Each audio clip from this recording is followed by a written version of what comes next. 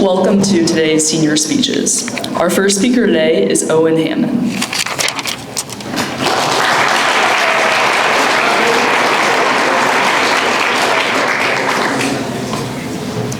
I am what most people would consider to be an overthinker.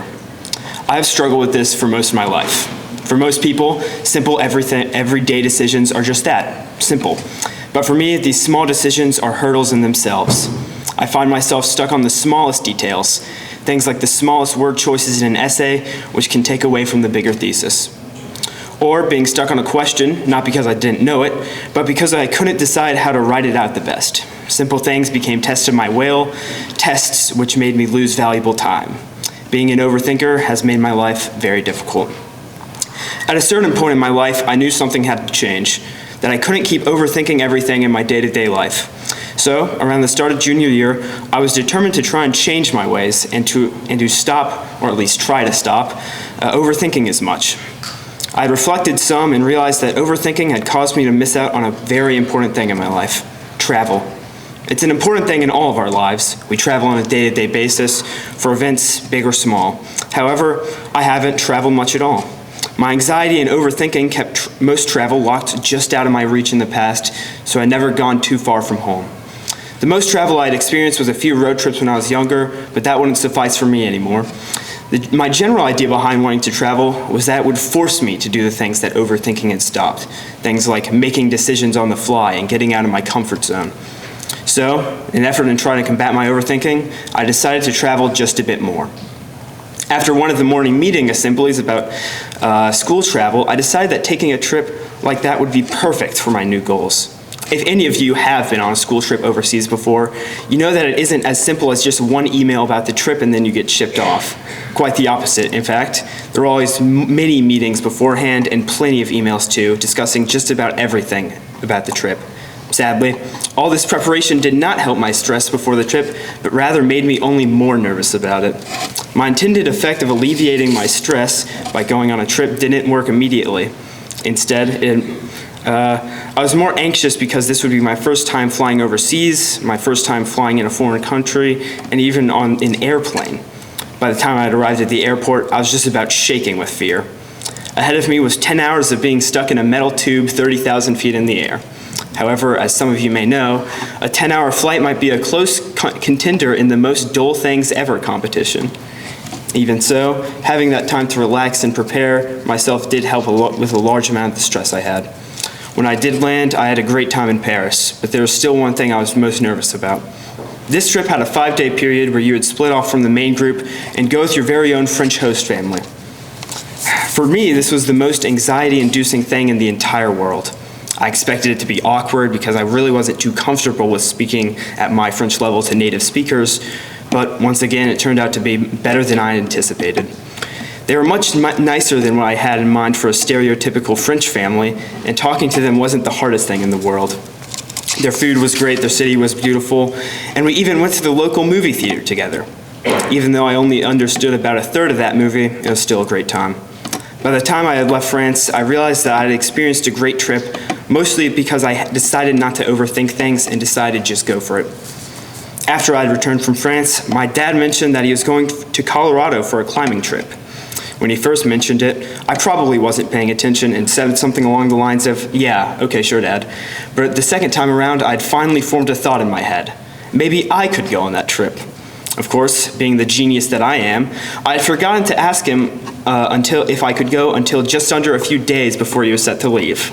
Thankfully, he said yes, and I tagged along for the ride to Colorado. Unlike France, this wasn't a plane ride, but an 18-hour drive to the town where my dad's friends lived. If any of you have ever been to the Midwest before, you know how exciting seeing nothing but fields for 18 hours really is. Once we finally crossed the boring American Midwest, we had a great week in Colorado. We did a little bit of hiking, exploring, all that good stuff. While driving on my way back, I realized just how far I'd come in my journey, not just miles-wise either. It was a trip where I decided to not overthink every detail about it and where I just went along for the ride, an idea which would have been foreign to me just a few months prior. Both of these trips helped me try and break free of my overthinking side as much as possible, and being even just a little spontaneous let me have a bunch of good experiences. While thinking a lot may help in some cases, in others, like day-to-day life, it only hurts you. If you're to take away anything at all from my speech, let it be that you don't have to sweat every last little thing in life. Thank you.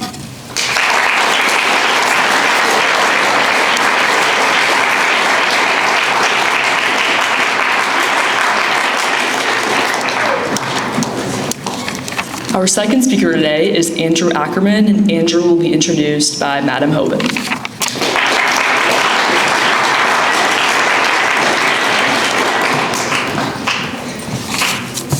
Hi, everybody.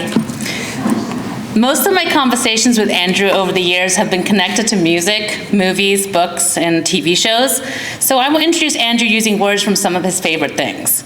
Lyrics from Radiohead songs, quotes from Breaking Bad, lines from Kurt Vonnegut books, and allusions to unusual movies.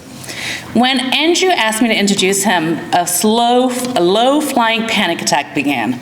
Avoid all eye contact, do not react. Well, now there's nowhere out. I can scream, I can shout. It's too late now, so it goes. Andrew moves through collegiate with an unusual presence of a Lynchian protagonist. Like the surreal landscape of Lost Highway, he navigates with quiet intensity and offbeat humor. He likes to stand as close to the edge as he can without ever going over. Out on the edge, you see all kinds of things you cannot see from the center. Andrew talks in maths. He buzzes like a fridge. He's like a detuned radio. You clearly don't know what he's talking about, so let me clue you in. Absurdity is what he likes the most. He travels in worlds we cannot imagine. We can't even conceive of what he's capable of. He is so far beyond us. Lightning bolts shoot from his fingertips. We should all be more like Andrew. Unusually kind to one another, certainly, but we should also stop being so serious. Jokes help us a lot. Everything is going to work out great, Andrew, just like a jigsaw puzzle falling into place. Just as you take the mic, there's nothing to fear, there's nothing to doubt. What is the greatest gift that one person can give to another? The future, and it's all yours. Andrew Ackerman.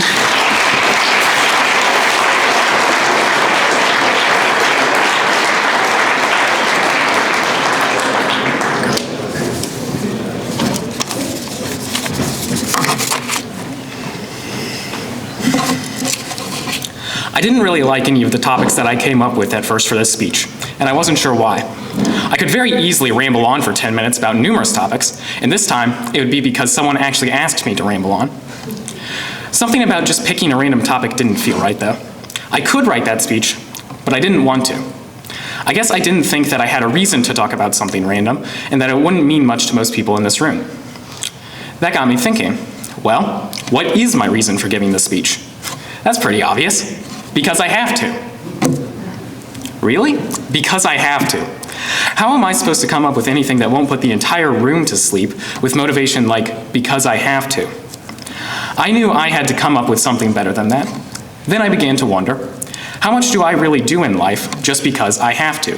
Especially at school, I know that there are a lot of things that I, and many others in this room, do just because we have to. I've taken several AP classes at this point, and it was very rarely because I had a strong desire to. I just always got good grades, I always scored highly on standardized tests, and I've been in the advanced math class since 6th grade, so how could I stop now? Taking harder and harder classes just always felt like something that I should do because I could. I wouldn't say that I was ever pressured into going to college, but I didn't know what other options were. I felt like I had to take these classes so that I could get into college. But what I was finding out was I didn't really care about these classes. I really did not want to put that much effort into it. I was fine with doing just enough to get by. Whereas freshman year, just showing up was all I needed to do to get an A, that wouldn't quite cut it in the advanced courses. If I didn't put in the effort, studying, asking questions, I started to really fall behind. Failing, some would say. I was getting B's. And I take that. I didn't quite realize it, but I was putting much more effort into the classes I found interesting. It would have been better for me to take the classes that I had actually wanted to take so that I could focus on them, but I kept signing up for more and more AP classes. I started to focus on what I actually wanted to more, but I was still falling into the trap of doing what I thought that I had to. Last year, I decided to take 2 GOA courses that actually interested me, Prisons and Criminal Law and Introduction to Legal Thinking, 1 semester each.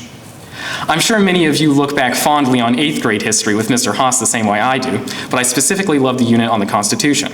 I was hoping that I would have the same passion for these GOAs, and that would be necessary. They're entirely online, so it takes a bit more personal motivation to do all of the work because you never really face the teacher the same way you do with an in-person class. After the first semester in the prisons class, I was feeling pretty good about it. I knew nothing about the American prison system, and I was so interested in it, I was sometimes going beyond the assignments just to learn more about it. I was really enjoying this class because I wasn't doing it for the grades. I just wanted to learn about this topic. Going into the second semester, I was looking forward to seeing how Introduction to Legal Thinking would be different. And I absolutely hated that class. It was so boring, I didn't see the point in half the assignments, and the work just seemed to take forever. I did not feel anywhere near the same motivation to work on these assignments, and this time, even the I just have to method that I can use for some other classes wasn't really giving me enough motivation. The consequences of not doing it seemed so distant with the class being online. So, how did I find the motivation to keep going? I didn't. I failed that class. But what does failure really mean? What do you think of when I say that I got an F? Not getting into any colleges? Not being able to get a job? Getting kicked out of home and begging on the street? None of those things are true. Believe me, you will be fine. I've gotten into colleges, I've gotten invited to some of their honors programs, and I was a National Merit semifinalist. An F is not going to plague you for the rest of your life. So if that's the case, then what motivations are there for getting good grades? You can have the goal of getting into your dream college, which is fair, I can't speak to Harvard's stance on Fs. You can be trying to avoid the consequences from parents or peers. But how often are your motivations that you actually want to, because you really enjoy the class? What are you really getting out of that class if you're just doing it because you have to? This goes for things beyond school. Consider the activities you do outside of school. How many of them are you doing because you really want to do them? Consider your goals. For many people in this room, I'm sure it's go to college, get a degree, get a job, we'll see from there.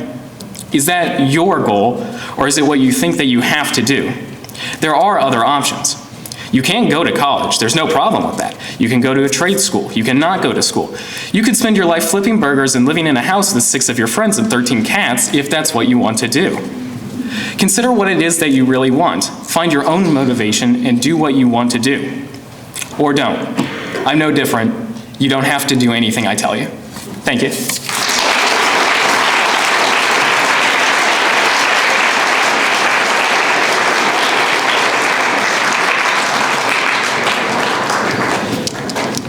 Our third speaker today is Andrew McAtee, and Andrew will be introduced by Coach Smith.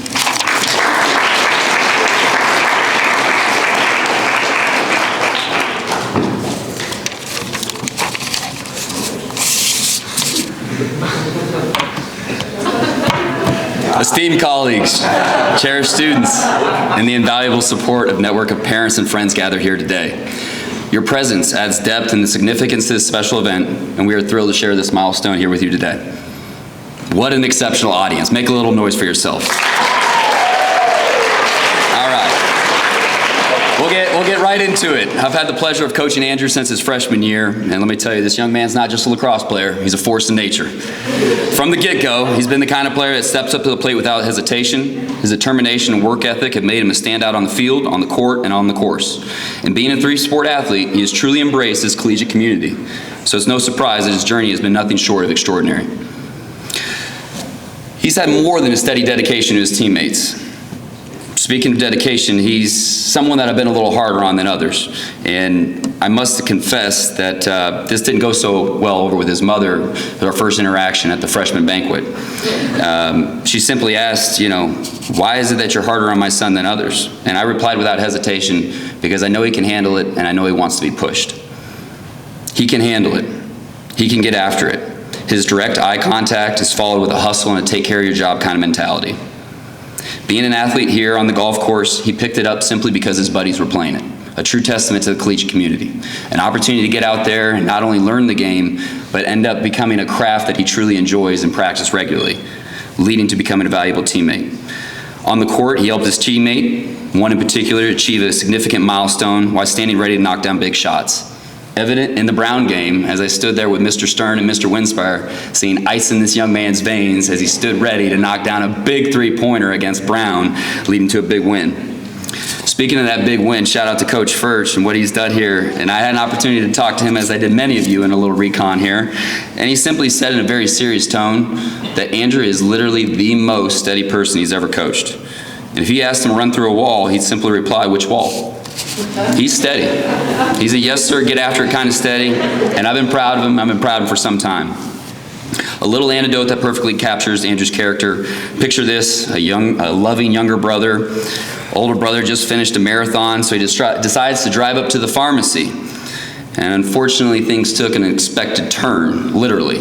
As long story short, he totaled the car in the process. Now, that's dedication for you folks when Andrew's trying to do something nice for the family. But now that I have you laughing, you should see Andrew cradle a lacrosse ball. You'd think by now he'd have it down, and well, he does have down a cradle that's referred to his teammates as walking the dog or the good old egg and spoon approach. But regardless, it's not exactly a finesse cradle, but he gets it done. On a serious note, we're better with Andrew on the field. He plays offense and defense. And you know what kind of animal can play offense and defense? A dog. I'll leave you with this. Before his days, before Andrew came here, he was at St. Agnes, and if you haven't seen the particular video I'm referencing, surely you will by lunch. Andrew forgot his lunch. And the educator, utilizing today's technology, recorded a little video to send to mom via email. And what did that say? Go ahead, let's hear it. Thanks for bringing my lunch. No, thanks for bringing my lunch, Mom. Gets a good laugh out of all of us. His dedication is one of a kind. It's that McAtee humor that brightens our team's path to victory. It's with great pride that I introduce to you Andrew McAtee.